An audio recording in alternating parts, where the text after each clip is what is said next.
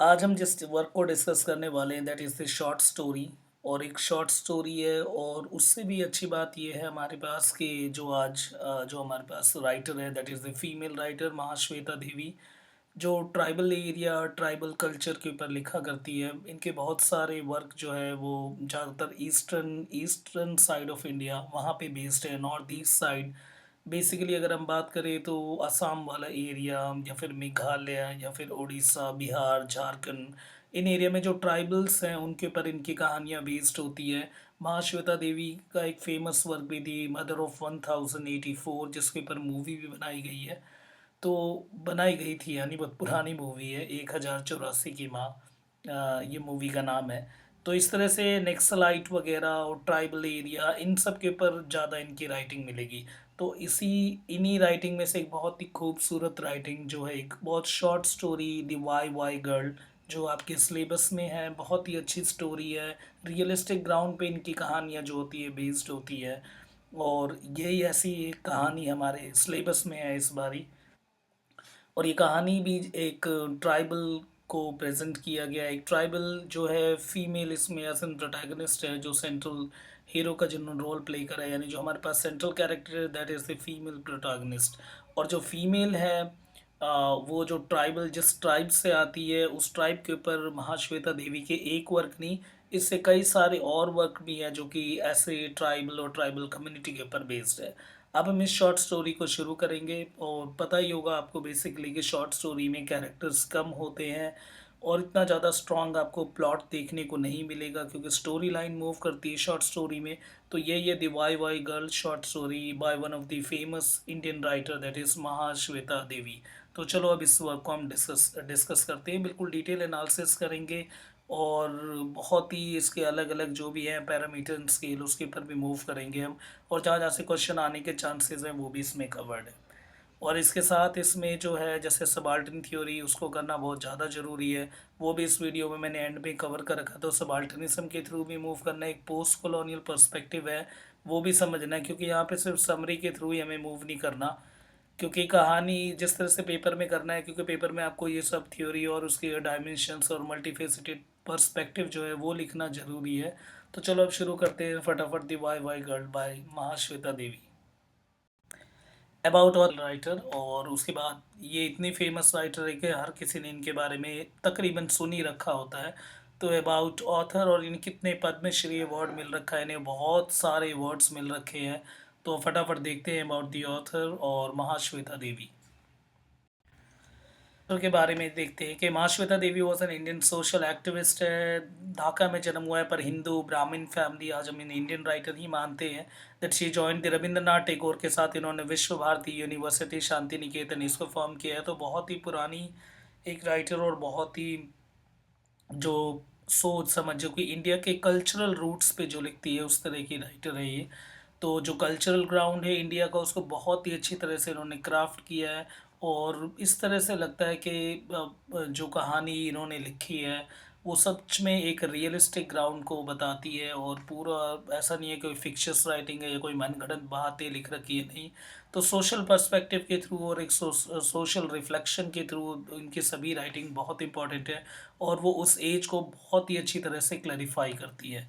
तो देखो जैसे कि बीए ऑनर्स करा है जैसे हम भी कर रहे हैं यहाँ पे, ठीक है, और जैसे एमए इंग्लिश है इस तरह से सेम। और उसके बाद जो इनके जो मदर एंड फादर हैं दोनों ही जो थे वो राइटर थे। और इनके जो महाश्वेता देवी के जो बच्चे हुए वो भी राइटर हैं। तो 1964 that she began the teaching उन्होंने शुरुआत करी, फिर उसके बाद जर्नलिस्ट की तरह भी इन्होंने काम करा। ये दो ट्राइब्स पे ज़्यादातर लिखा करती थी, एक लोधास और एक शाबर, ठीक है। तो शाबर जाति इंपॉर्टेंट है, इसके ऊपर मैंने यहाँ पे आगे एक स्लाइड भी ऐड कर रखा, क्योंकि आपके पास इससे क्वेश्चन आ सकता है, एक तो सबाल्टन थ्योरी के ऊपर आ सकता है और दूसरा शाबर के ऊपर, यही दोनों क्वेश्चन आते हैं ज़्यादातर इससे। तो शाबर एक ट्राइब है जो कि ईस्टर्न साइड ऑफ जो इंडिया है वो आपको मिलेगी, बेसिकली असम हो गया, बिहार हो गया, झारखंड और उड़ीसा, इस तरफ एक शाबर ट्राइब है। तो उसके ऊपर ये जो राइटिंग है काफ़ी बेस्ड है, या हम ये बोल सकते हैं जिसमें जो सेंट्रल कैरेक्टर है वो जिस कम्युनिटी से आती है और जिस ट्राइबल सेक्ट से आती है दैट इज़ शाबर। तो बिहार, एमपी एंड छत्तीसगढ़ यहाँ पे ये काफ़ी देखने को मिलते हैं। शाबर जाति एक निचली जाति है और ट्राइबल है ये। तो बंगाली फ़िक्शन है, उसके बाद ब्रूटल दिखा रखा है किस तरह से जो ट्राइबल पीपल को अनटचेबल डिक्लेयर किया गया, और बाकी जो अपर कास्ट वाले इनके ऊपर अथॉरिटेरियन बिहेवियर और पोटेंसी दिखाते हैं, यानी अपनी पावर दिखाने की कोशिश करते हैं। तो उस तरह का इसमें एक क्लास स्ट्रगल का कंसेप्ट है, और साथ ही साथ डबल एंड ट्रिपल कॉलोनाइजेशन का इम्पैक्ट भी है जो मैं आपको समझाऊंगा इसमें। और एक शाबर जैसे ट्राइब को अलग से उसको प्रेजेंट किया गया, तो इसीलिए हिस्टोरिकल सिग्निफिकेंस भी है इस राइटिंग का, और सोशल रिफ्लेक्टिव तो है ही इसमें पूरी राइटिंग में। अवार्ड वाला सेक्शन है, देखो इतना इंपॉर्टेंट जानना जरूरी होता है। देखो कितने अवार्ड्स मिल रखे हैं, पहले साहित्य अकादमी अवार्ड, उसके बाद पद्मश्री, उसके बाद जनानी पीठ अवार्ड, उसके बाद रेमोन मगासे अवार्ड, नॉरिस कॉशा अवार्ड जो कि इग्नू के थ्रू जो दी जाती है वो, और पद्म विभूषण अवार्ड, और ना जाने कितने सारे अवार्ड्स मिल रखे। लाइफ अचीवमेंट अवार्ड भी मिला है बंगाली लिटरेचर में। तो इतनी जो है हमारे पास फेमस राइटर, इनका वर्क पढ़ने को मिल रहा है, तो ये बहुत अच्छी बात है। अब हम इसको देखते हैं इस राइटिंग में। अब इससे नेक्स्ट जो है हम समरी की तरफ मूव करेंगे, और देखना कहानी किस टाइप की है, और किस तरह से एक शाबर जो ट्राइब है उसका कितना ज़्यादा इसमें जो है वो दिखा रखा है। सप्रेशन किस तरह से उसको सब्जुगेट किया जा रहा है, और सब्जुगेशन का, ओप्रेस का, ठीक है, उसके बाद सप्रेशन का, ठीक है, ये सारा इम्पैक्ट आपको इसमें देखने को मिलेगा। क्लास स्ट्रगल दिखेगा, कॉन्फ्लिक्शंस दिखेंगे।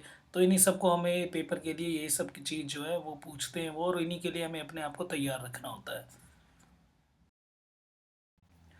अब इस समरी की शुरुआत होगी, पर थोड़ा सा ध्यान देखना है, आपको ध्यान देना है पे, क्योंकि this is a short story. तो शॉर्ट स्टोरी के हर एक सीन एंड मूव पे बहुत ज़्यादा ध्यान देना होता है, क्योंकि इसमें जो एक तो वर्डिंग है उसको टफ रखा जाता है, उसके साथ साथ कि कोई भी अगर सीन अगर मिस हो गया तो काफ़ी कॉम्प्लेक्सिटीज जनरेट हो सकती है कहानी में, और समझ आना मुश्किल हो सकता है, क्योंकि मिनिमल कैरेक्टर होते हैं। उसके बाद इतने कम कैरेक्टर में प्लॉट आपके पास स्ट्रांग होता नहीं है, तो कैरेक्टर के साथ साथ स्टोरी लाइन को मूव करवाना पड़ता है, इसीलिए एक एक सीन जो है वो अच्छी तरह से क्लियर होना ज़रूरी है।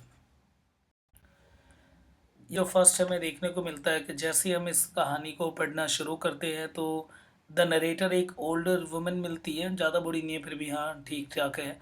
तो अधेड़ उम्र की कह सकते हो आप, 10 ईयर ओल्ड जो है इसमें मोइना, यही है हमारे पास सेंट्रल कैरेक्टर, जो कि शाबर ट्राइब से है, ठीक है, शाबर जाति से है। इसे सोरा जाति भी कहते हैं, सोरा जाति भी कहते हैं, और भी इसके कई कई नाम हैं। तो देखो मोइना जो है वो सोरा या शाबर जाति से है, एक ट्राइबल है ये। और उसके बाद 10 साल की ये जो लड़की है, ठीक है, उसके बाद ये एक ओल्डर वुमेन दिखाई गई हमने बिल्कुल स्टार्टिंग में। तो ये जो मोइना है वो एक सांप के पीछे भाग रही होती है। जैसे ही आप ओपन करोगे शॉर्ट स्टोरी को, तो दिखोगे मोइना जो है एक सांप के पीछे लगी हुई है। सांप आगे के चल रहा है, मोइना उसके पीछे पीछे भाग रही है, और एकदम से नरेटर जो ओल्डर वुमेन है, यही नरेटर है, कहानी बताती है हमें जो। तो ये जो नरेटर है वो उसे रोकती है कि तुम इस सांप के पीछे क्यों लगी हो। तो जो लड़की है वो एकदम से बोलती है ओल्ड वुमेन को कि हमारे यहाँ तो सांप को खाते हैं, ठीक है। तो फिर जो है नरेटर, क्योंकि देखो ट्राइब से है, ट्राइब में चूहे वगैरह ये सब खाते हैं, क्योंकि ट्राइबल से ये, अब जंगली जनजाति है तो इस तरह के होते ही है।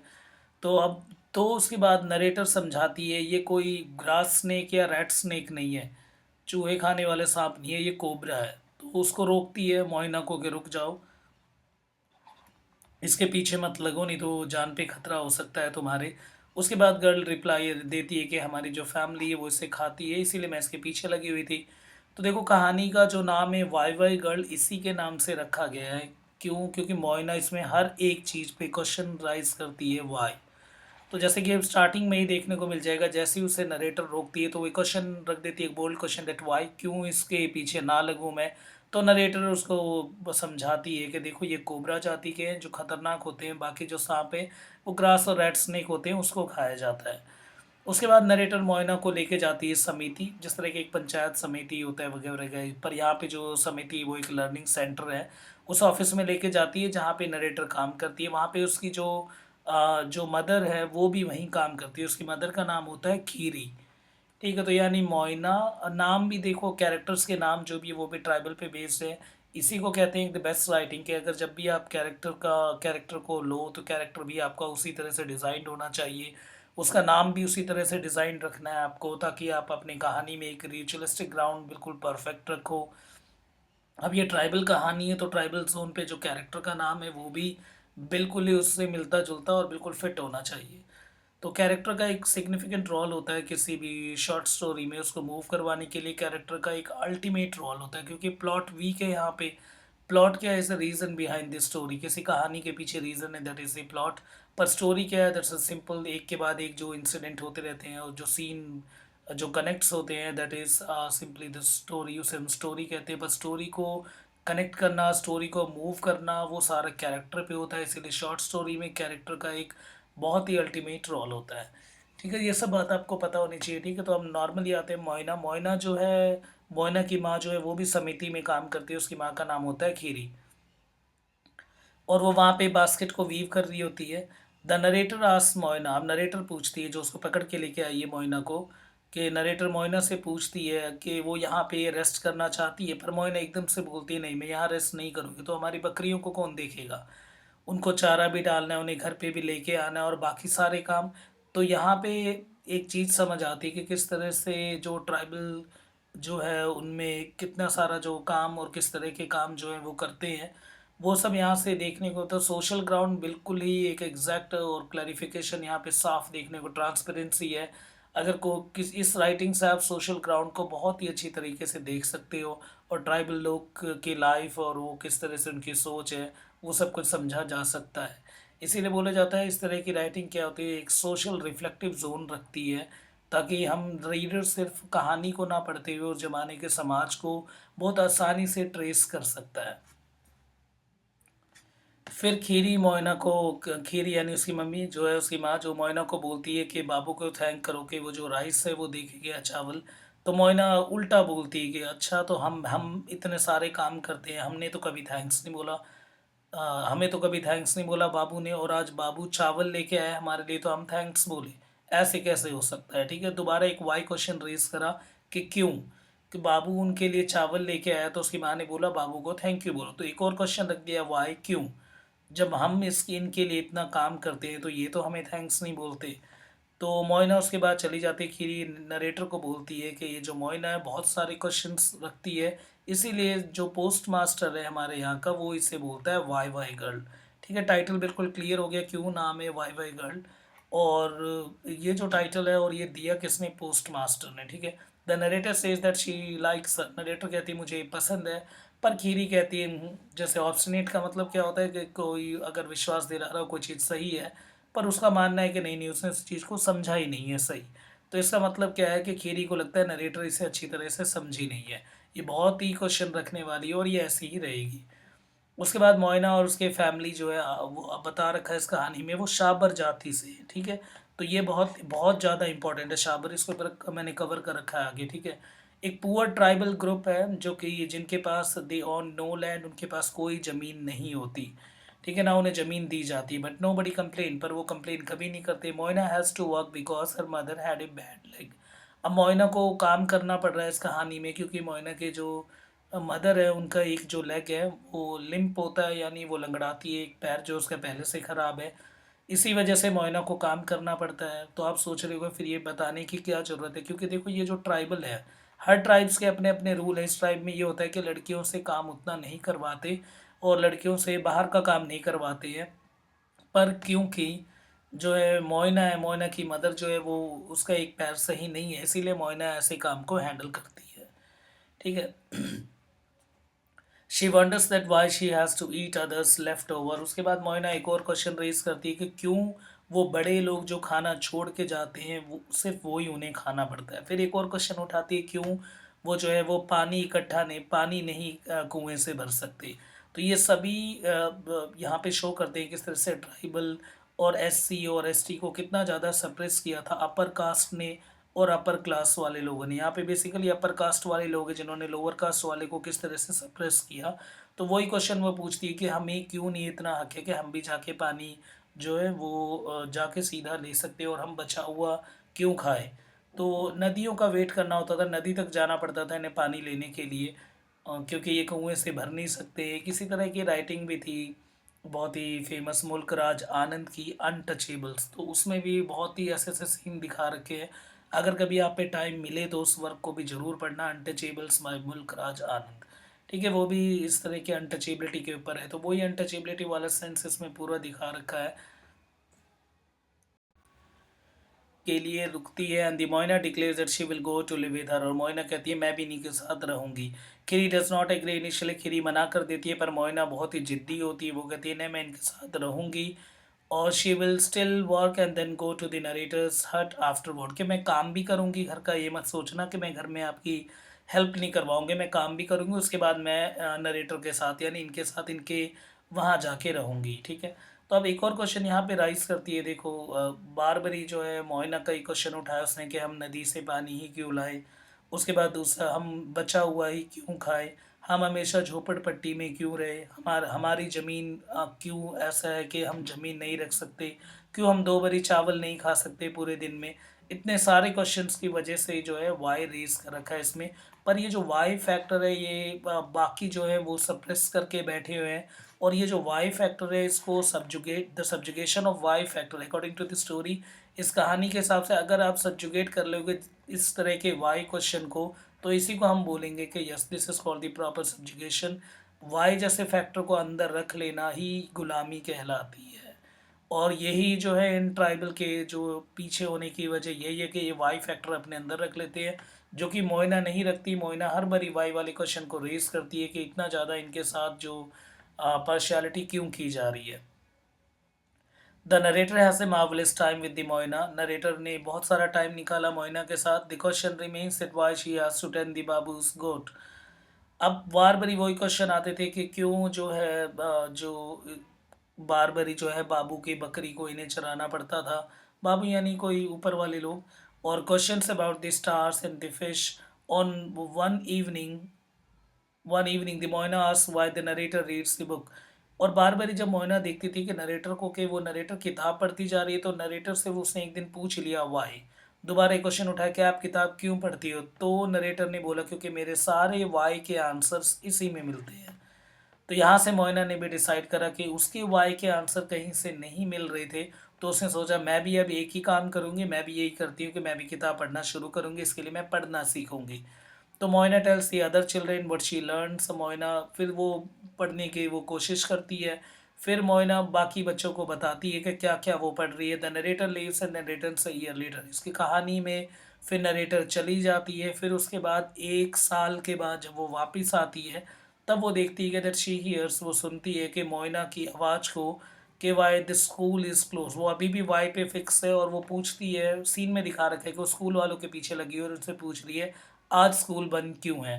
द टीचर दिखा रखा है सीन में, मालती नाम की, वो बताती है that hours are the 9 to 11 in the morning, कि 9 से 11 तक सुबह है, पर उसके बाद जो है इसे बंद करना होता है। Moyna stamps her foot, Moyna अपने पैर से ऐसे नीचे मारती है, and sees that she grazes the goat at the time, उस समय तो वो बकरियों को चराती है।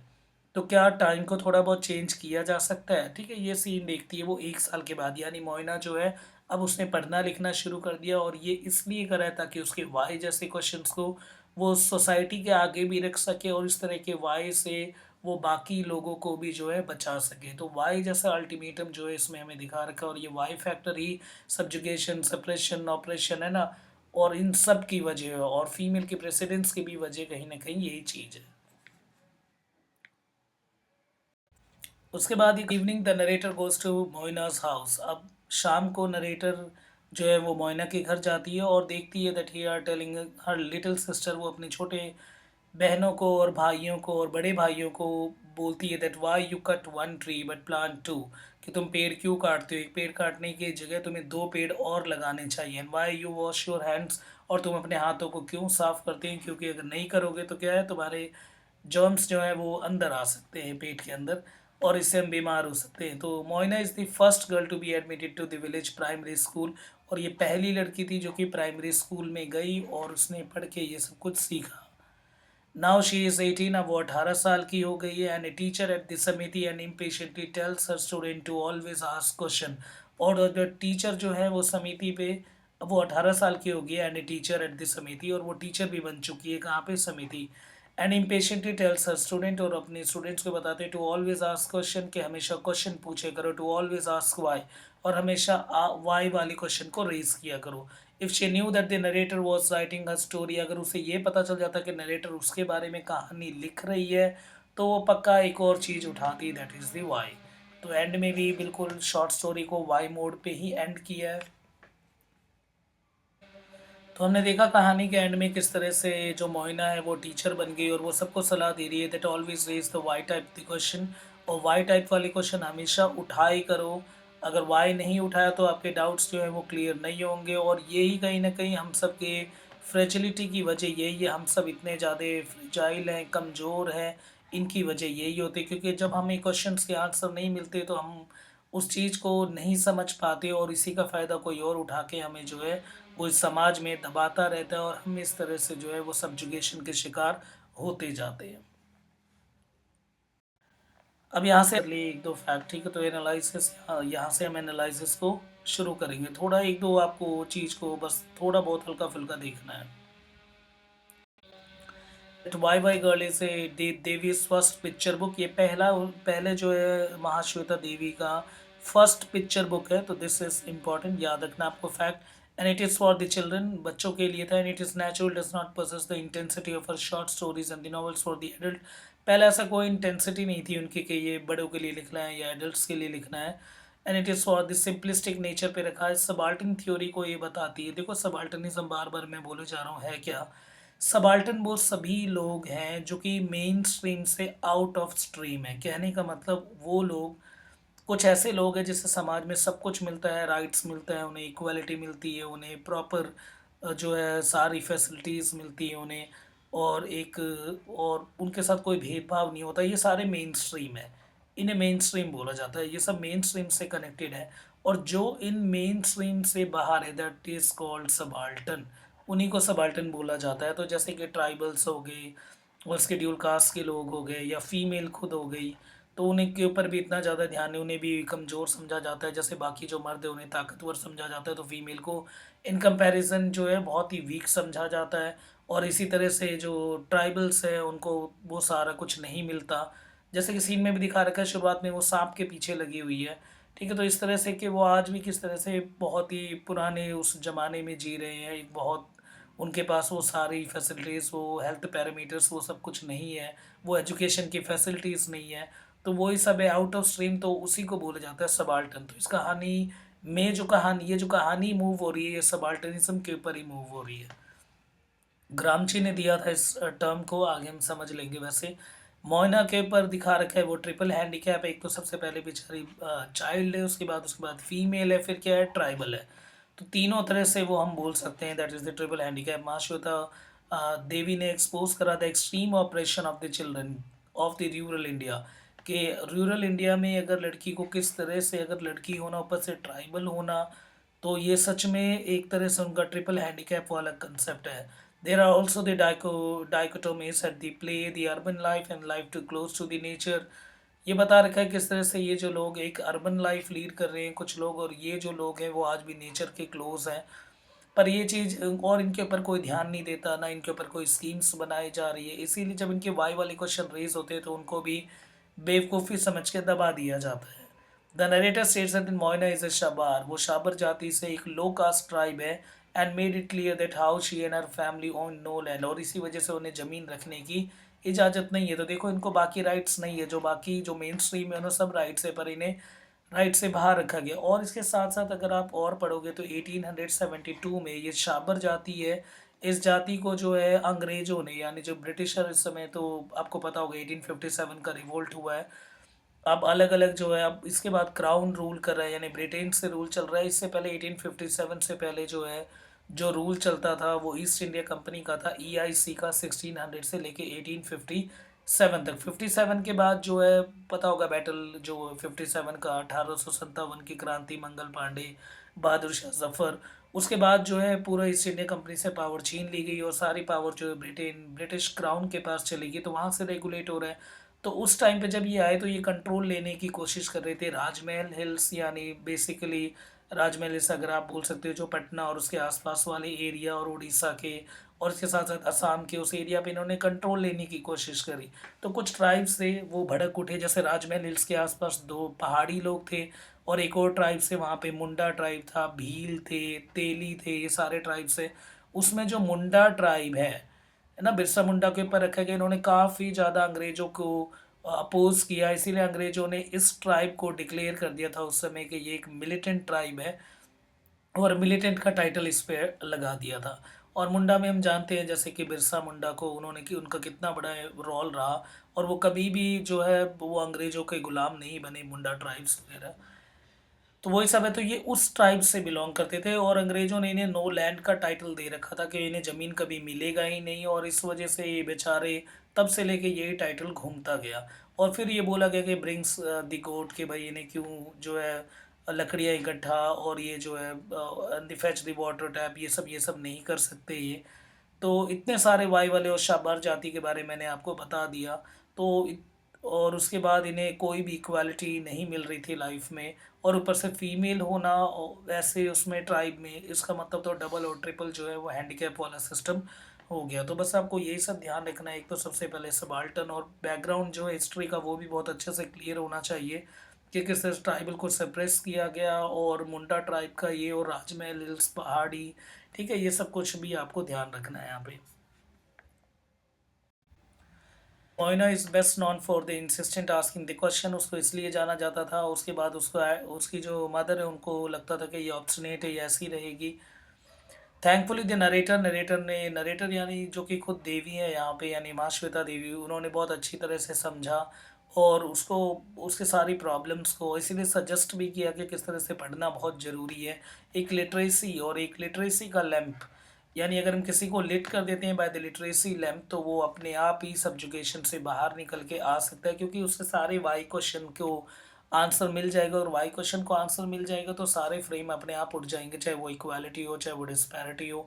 ये सारा कुछ जो सॉरी चाहे वो इक्वालिटी हो चाहे डिस्पैरिटी से बचने का हो, चाहे पार्थियड जैसे कंसेप्ट मूव कर रहे हो, इन सब से बचना बहुत ही आसान हो जाता है। तो इसीलिए लिटरेसी जो है और लिटरेट करना दैट द मस्ट।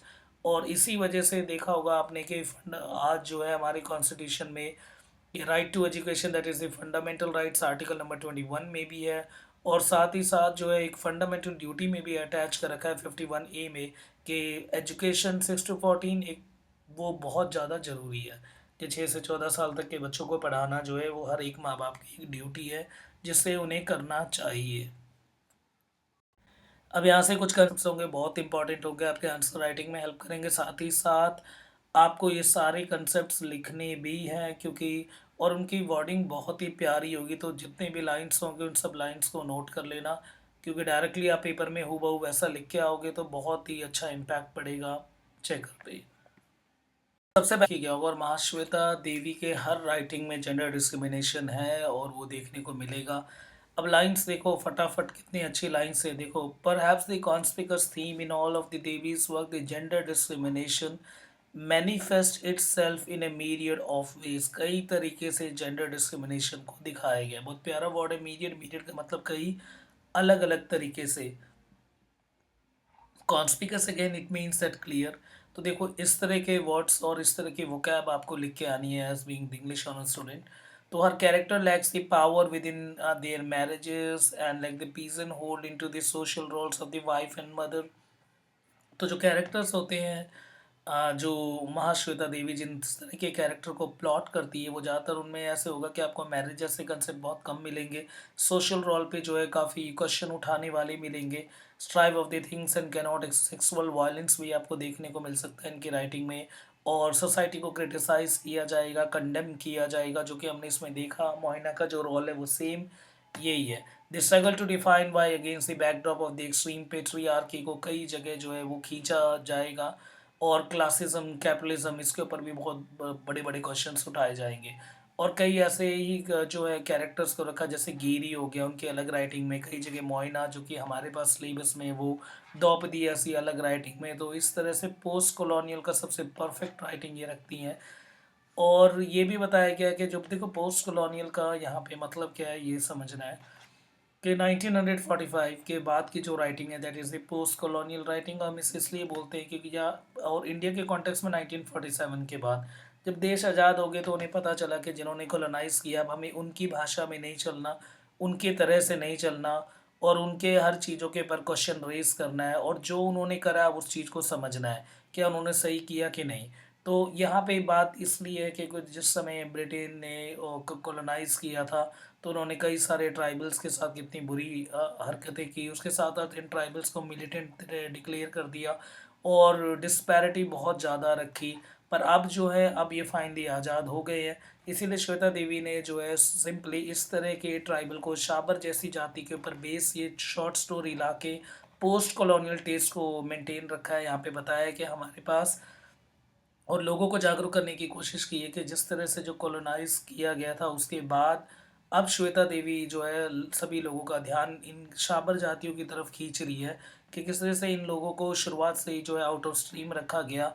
अब हमें कुछ ना कुछ ऐसा करना चाहिए कि ये मेन स्ट्रीम में हो और फाइनली अब ये मेन स्ट्रीम में कनेक्टेड है सारे राइट्स से एसटी के। ठीक है, जो कि हमारे कॉन्स्टिट्यूशन भी लीड करती है और जो कॉन्स्टिट्यूशन फ्रेम हुआ तब भी रखा गया और अमेंडमेंट होता रहता है। साथ ही साथ इसमें अगर कुछ भी होता है अपडेशन वो भी होता है। आपके पास ठीक है इस तरीके का क्वेश्चन आएगा। तो सबाल्टन है क्या, वो मैंने मीनिंग समझा दिया, बाकी आप इसमें रोक के देख लेना। द सेम इज हियर, जो भी आउट ऑफ स्ट्रीम है दैट इज द सबाल्टन। बाकी मैंने सबाल्टन के ऊपर आके भी एक दो स्लाइड कवर कर रखी है और काफ़ी डीप में सबाल्टन को समझाया मैंने। तो सबाल्टन इज़ वेरी इंपॉर्टेंट। इस पूरे इस वर्क में अगर कुछ भी इम्पोर्टेंट है दैट इज़ सबाल्टनिज्म, जो कि हद से ज़्यादा इम्पोर्टेंट है। इसके बाद मैंने बताया था किस तरह से लिटरेसी फैक्टर जो कि पीछे भी ऐड करके, बाकी आप इसमें वर्डिंग चेक कर सकते हो किस तरह से कौन कौन सी बेहतर लाइन है जिसका आप यूज़ कर सकते हो। जैसे Moina is full of the questions, और ये बताएगा कि एजुकेशन का कितना एक बहुत ज़्यादा इम्पॉर्टेंट रोल है किसी की लाइफ में और हर किसी की लाइफ में, नहीं किसी की लाइफ में नहीं, हर किसी की लाइफ में। क्योंकि अगर विदाउट एजुकेशन जो है हमारे वाई जैसे क्वेश्चंस जो है हम सब के अंदर भी रेज करते हैं। बाकी ये तो ट्राइबल्स हैं, उनकी तो बात ही अलग है। पहले इतने ज़्यादा आउट ऑफ स्ट्रीम में रखना, उन्हें सबाल्टन की तरह ट्रीट करना। पर हम सबको भी अगर आगे मूव करना हो इस लाइफ में, अगर आगे अपने आप को शेप में लाना हो, तो एजुकेशन का एक बहुत ही इम्पोर्टेंट रोल है। तो एजुकेशन और लिटरेसी फैक्टर के थ्रू जो है कई सारे लैंप्स को लिट किया जा सकता है ऐसे से ट्राइबल एरिया में। The only way that she can be truly seated to learn and read and fine, then she is older and she will become a teacher. किस तरह से वो टीचर बन गई और बाकी लोगों को उसने एनकरेज करना शुरू करा कि सेल्फ डिपेंडेंसी फैक्टर वाई जैसे क्वेश्चन ये उठाना बहुत ज़रूरी है। क्योंकि जब तक वाई जैसे क्वेश्चंस उठाए नहीं जाएंगे तब तक सोसाइटी में कुछ भी अपडेशन नहीं होगा सोसाइटी में। और साथ ही साथ जो सब्जुगेशन जैसे फैक्टर हैं वो इसी तरह से इनकैप्सुलेट करते रहेंगे दुनिया को। तो अगर हमें एक तरह से आउटर व्यू रखना है और एक तरह से आउट ऑफ वे मूव करना है, ओपन थिंकिंग रखनी है, आउट ऑफ बॉक्स मूव करना है, तो एक ही तरीका है दैट इज़ द एजुकेशन। और एजुकेशन एक पावरफुल टूल है, वो ही बता रखा है इसमें, देख लो। लास्ट वाली लाइन उठा के पढ़ो, आपको उसमें मिल जाएगा that the education setting is really the powerful tool.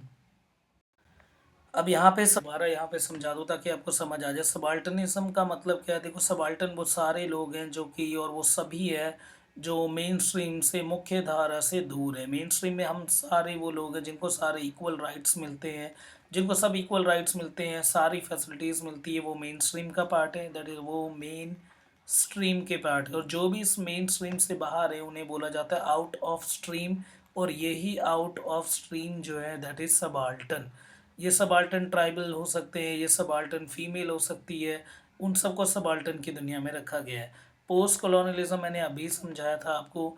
After independence जो है जिस तरह से अलग अलग कंट्री उनकी राइटिंग जो है अपने कल्चर को प्रमोट करते हुए जो जो जिस तरह से उन्होंने हमारे साथ बिहेव किया उसके अगेंस्ट जो एक वॉइस रेज कर रही है, and that is the post colonial voice, और उसी को पोस्ट कॉलोनियलिज्म कहते हैं। इट मीन जिस तरह का जो हम एक वॉइस रेज करते हैं, एक बहुत ही पोटेंट फुल वॉइस, एक पावरफुल वॉइस जो रेज़ किया जाता है, जहाँ पे हम बताते हैं कि जिस तरह से उन्होंने हमारा बेवकूफ़ बनाया, कॉलोनाइज़ करा, बहुत सारा यूज़ करा हमारा।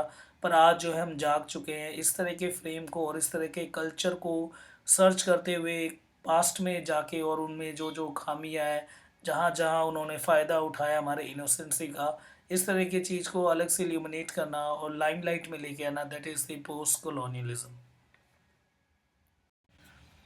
पॉइंट्स इंपॉर्टेंट है, अच्छे से समझना है आपको। ठीक है, the subaltern study is a field of academic inquiry associated with the post colonial study का पार्ट है सबाल्टर्निज्म। क्योंकि देखो सबाल्टर्न तभी निकल के आएंगे जब वो समझेंगे कि वो मेन स्ट्रीम से दूर थे, जब उन्हें ऐसा लग रहा था कि वो मेन स्ट्रीम के पार्ट है, जब तक तो बेवकूफ़ बनाया जा रहा था। आज देश आज़ाद हो गया तब पता चला कि इन्होंने हमारे साथ कितना ज़्यादा भेदभाव किया। इसका मतलब हमें सबाल्टर्न की तरह ट्रीट किया। तो पोस्ट कॉलोनियल के ही अंदर का जो पार्ट है that is the subaltern study. और सबाल्टर्न स्टडी 1980 से शुरू हो गई थी क्योंकि कॉलोनियल नेशनलिस्ट और मार्क्सिस्ट के अगेंस्ट था। सबाल्टर्न स्टडी ने बताया कि history from the below model के बिलो मॉडल से निकाला किस तरह से जो लोअर लेवल के जो लोग थे उन्होंने समझा, और फिर उसके बाद उन्होंने राइटिंग लिखी, चाहे वो अफ्रीकन राइटिंग हो, चाहे वो इंडियन राइटिंग हो, चाहे वो एशियन राइटिंग हो, जिन जिनको कॉलोनाइज़ किया गया। चाहे अफ्रीका का तो बेसिकली एक परफेक्ट राइटिंग है क्योंकि उन्हें डार्क कॉलोनाइज़ किया गया था। सबाल्टर्न का कंसेप्ट जो है वो एक Italian Marxist philosopher Antonio Gramsci ने दिया था, ग्राम्ची कहते हैं इन्हें। द टर्म सबाल्टर्न, इनका नाम भी लिख के आना, ठीक है। द टर्म सबाल्टर्न का मतलब क्या है? Refers to any person who is subordinated due to their community, caste, class, race, ethnicity, physiology, gender and sexual orientation. बहुत प्यारी डेफिनेशन, इसको रट लो और यही आपको लिख के आना है। Subaltern study aim to uncover the histories of the groups with the colonial nationalist. वही वाली बात है, जिस तरह से कॉलोनाइज किया उन सारी चीज़ को अब उठा के लिखना और ये बताना कि उनके साथ किस तरह से भेदभाव किया, that is again this subaltern mode of going study, of going through study. The subaltern in general indicates a deprived person. वही वाली बात है, ऑप्रेसर और ऑप्रेस्ड जो हो चुके हैं वो।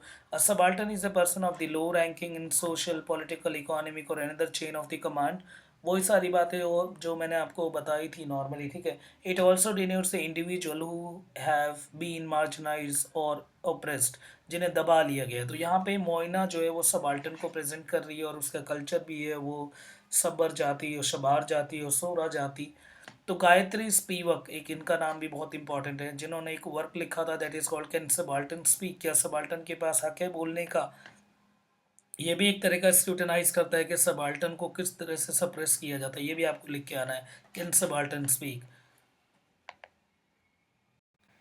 इनकमिंग या सबाल्टर्न का है, दोनों में से कोई सा है, दोनों में लिखना एक ही चीज़ है। मैंने बताया था subaltern is again the part of the post colonialism in the field of writing. तो in the coming year post colonial theory को में निकल के आई और उसमें जब चीज़ों को समझना शुरू करा, सभी फ्रेम को चेक करना शुरू करा, चाहे वो सोशल हो, पॉलिटिकल हो या इकोनॉमिकल हो, तो पोस्ट कॉलोनियलिज्म में कई सारी बातें निकल के आई। और ग्लोबल लेवल पे जब एकेडमिक यानी जब ग्लोबल लेवल पे पढ़ाई पढ़ाई होनी शुरू हुई और लोगों ने जब ग्लोबल लेवल पे पढ़ना शुरू करा तो समझ आया कि किस तरह से कॉलोनाइज किया गया था।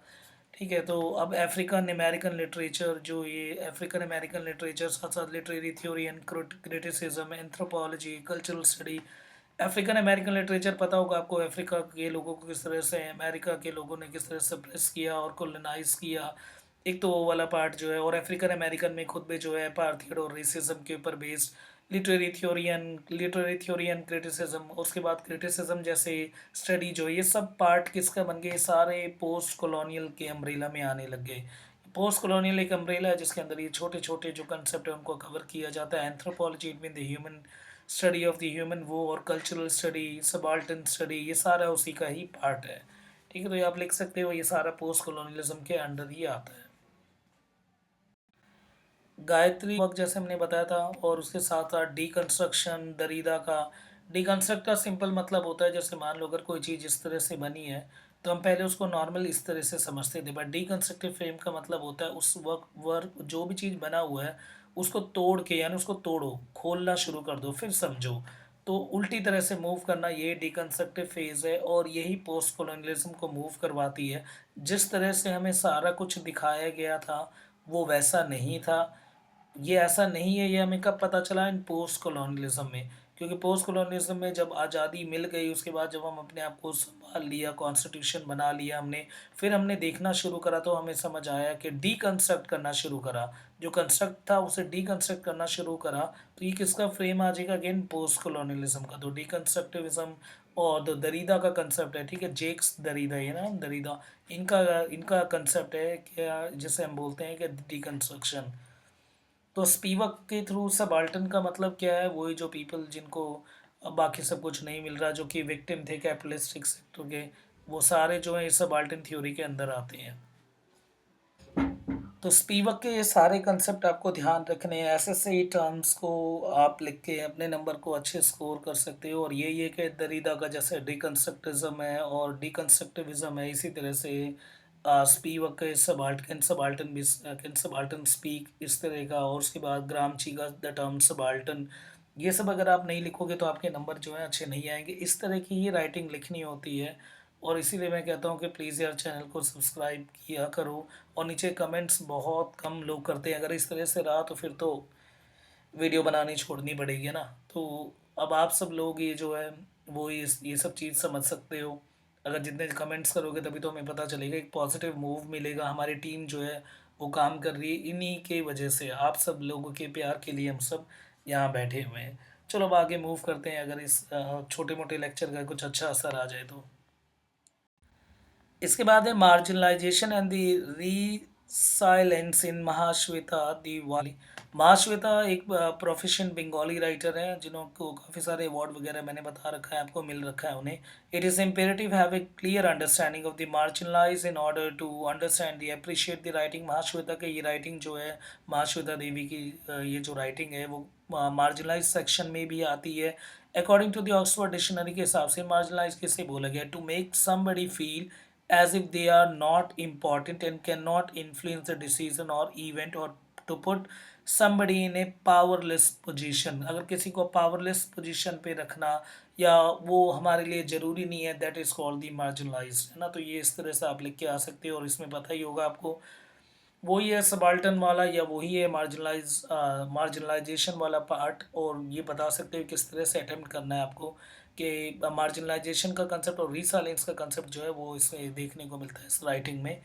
उसके बाद देखो पर्टिकुलरली जो महाश्वेता देवी है वो काफ़ी रूरल और वर्क लिखा करती थी, जो कि बच्चे बिहार, वेस्ट बंगाल, गुजरात, झारखंड, यहाँ पे इसी तरह से इन्होंने काफ़ी जो राइटिंग है वो शब्बर जो ट्राइब है उसके ऊपर भी लिखा। और एक्सप्लॉयटेशन पे जिस तरह से मार्जिनलाइज हो जो सेक्शन ऑफ लोग हैं, जो बहुत ही कम लोग हैं और जिनको लोग इम्पोर्टेंट नहीं समझते, जंगली अजीब तरीके से जिनके साथ ट्रीट करते हैं, या जो सबाल्टन है, उनके ऊपर जो इनकी राइटिंग बहुत ही बेस है। ऊपर से फीमेल कैरेक्टर को प्लेस करना एक और कंसेप्ट है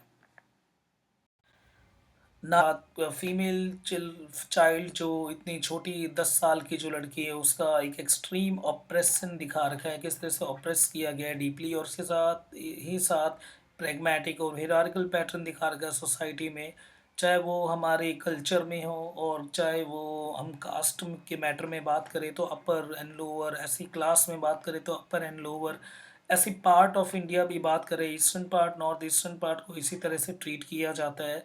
और यही इनका बेस भी एक और वो राइटिंग में था, द मदर ऑफ 1084, जो कि लास्ट का नंबर है 1084 की माँ, जो कि नेक्सलाइट मूवमेंट पे था। वो भी इसी तरह का राइटिंग था कि एक ऐसे पार्ट जिसकी तरफ कोई ध्यान नहीं देता, that is the north eastern part of India, तो उनकी तरफ जो है ध्यान दिया जाए, उनको भी इक्वलिटी टर्म्स पे रखा जाए। और वहाँ के जो लड़के हैं उनको भी एजुकेशन जैसे फैक्टर और एक अम्ब्रेला के अंडर लाया जाए। इस तरह की कंसेप्ट को जो है हाईलाइट और कई जगह लाइमलाइट पे लेके आई है महाश्वेता देवी। जैसे मार्जिनलाइजेशन, रीसेलिंग, चिल्ड्रन, ट्राइबल, इन सब को कवर किया, इसीलिए बेहतरीन राइटिंग है एक।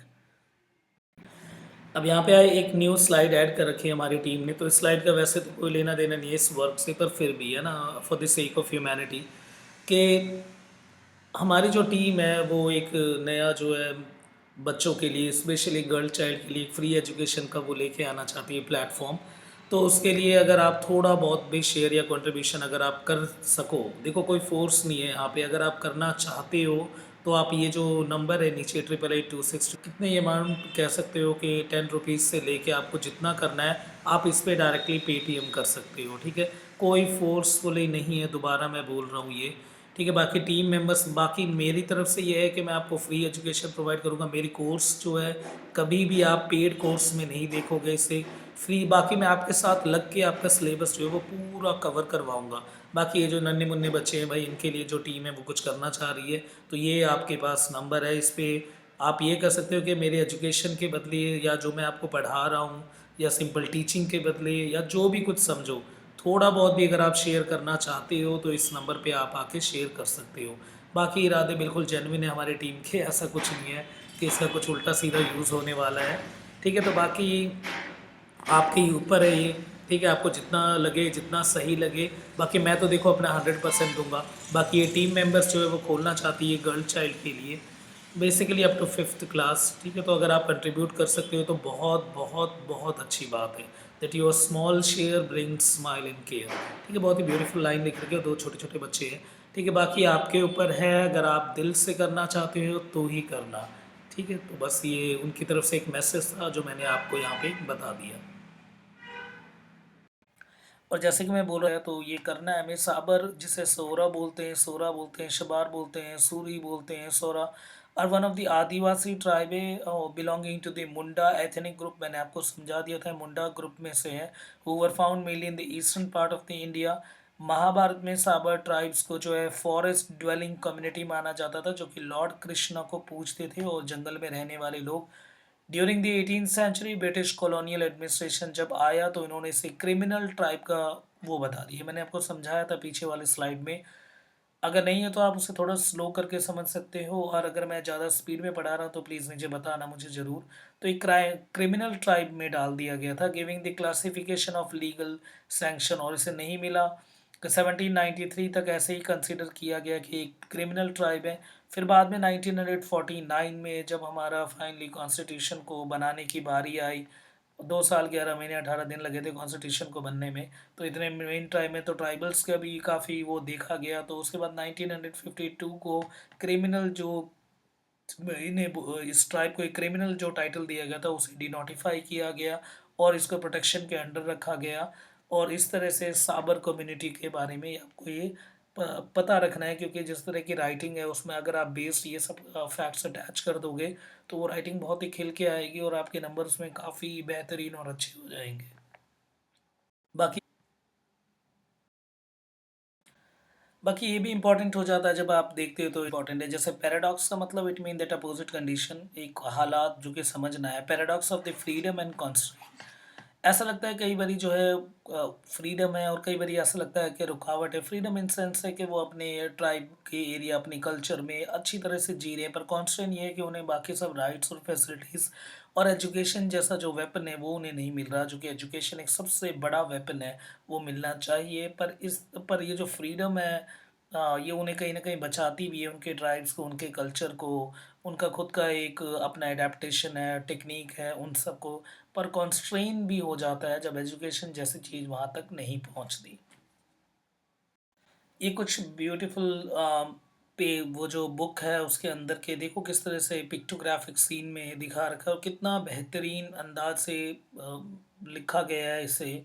और अंदर के पिक्चर्स आप देख ही सकते हो। ऐसी अगर बुक हो तो कोई भी उठा के इसे पढ़ना चाहेगा। एक ऐसी आपके पास एक राइटिंग और है आपके सिलेबस में, हैप्पी टू बी नैप्पी। ठीक है, उसमें भी बहुत ही ब्यूटीफुल अंदर अंदर चीज़ बना रखे हैं। ठीक है, बहुत ही छोटे बच्चों की राइटिंग है पर स्टिल वो अच्छे अच्छे जो मॉरल लेसन देके जाती है। उसमें भी ऐसी हैं, पिक्टोग्राफिक सीन बहुत है अंदर।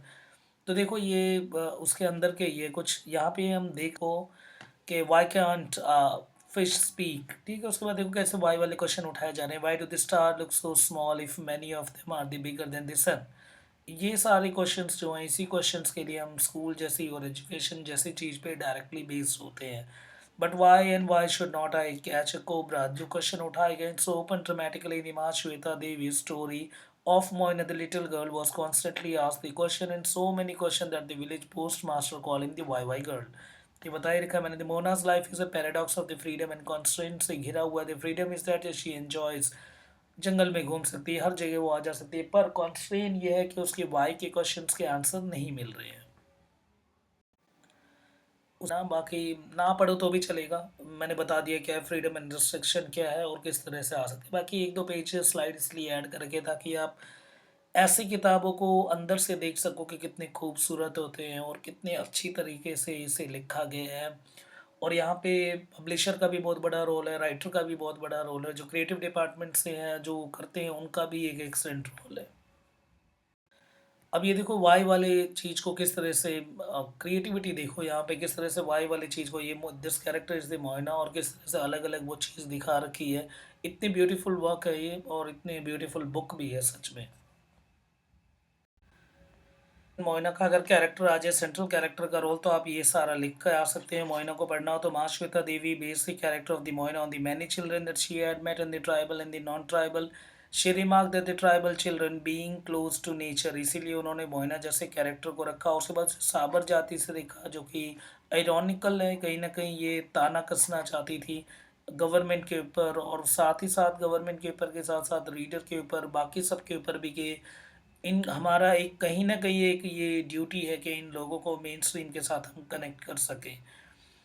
और साबर जनरेशन का सोसाइटी में कितना वो है, किस तरह से बचा-खुचा जो इन्हें देते हैं, तो जो डिस्क्रिमिनेशन जैसे फैक्टर हैं जिसके रिगार्डिंग अब हाँ है आर्टिकल्स बहुत सारे कॉन्स्टिट्यूशन में फंडामेंटल राइट्स के अंदर ये आर्टिकल नंबर 15, 14 अब तो काफ़ी बन गए हैं जो कि इन सब चीज़ों को 28, 38 जो मैनेज कर रहे हैं, 39 इवन।